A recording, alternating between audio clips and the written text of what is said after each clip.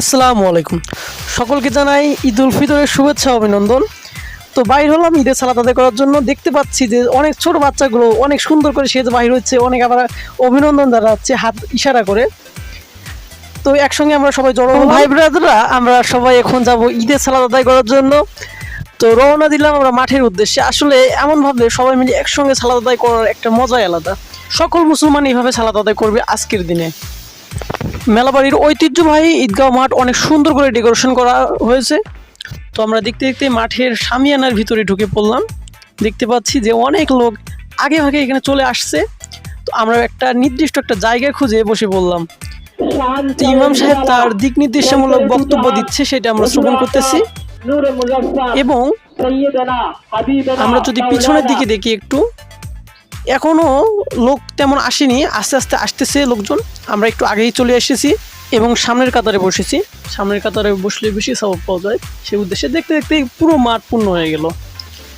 এবং এই মাঠে প্রায় 10,000-এর অধিক লোক একসঙ্গে সালাত আদায় করতে পারে। তো দেখতে দেখতে নামাজের সময় হয়ে গেল। প্রায় 8:30 আমাদের নামাজ শুরু হওয়ার কথা ছিল। যথারীতি 8:30 নামাজের উদ্দেশ্যে সকল মুসল্লি দাঁড় হয়ে গেল। দেখতে দেখতে নামাজও শেষ। এখন সকল মুসল্লি বসে ইমাম সাহেবের খুতবা শ্রবণ করতেছে।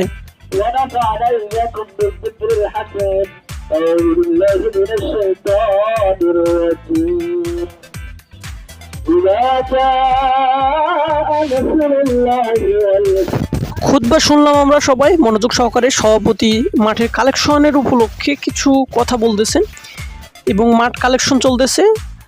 যার যার সামর্থ্য অনুযায়ী মাঠের উন্নয়নের জন্য এই টাকা দিয়ে থাকে।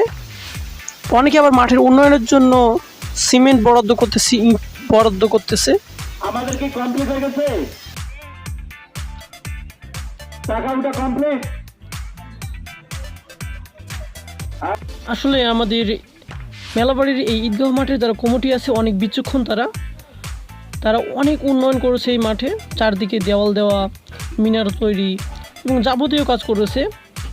এবং তাদের এত বিচক্ষণতার কারণে আজ এই মেলাবাড়ির মাঠ এত উন্নত হয়েছে। দেখতে দেখতে আমাদের মোনাজাত শুরু হয়ে গেছে। মোনাজাত শেষ হয়ে মুসল্লিরা তাদের বাসায় যাওয়ার উদ্দেশ্যে রওনা দিতেছে।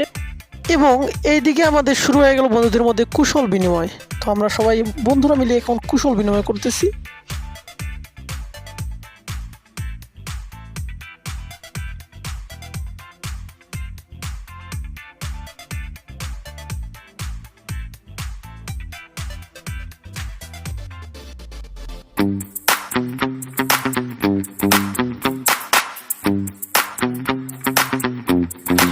তো আজকে এই পর্যন্ত। সকলকে ধন্যবাদ এতক্ষণ পাশে থাকার জন্য।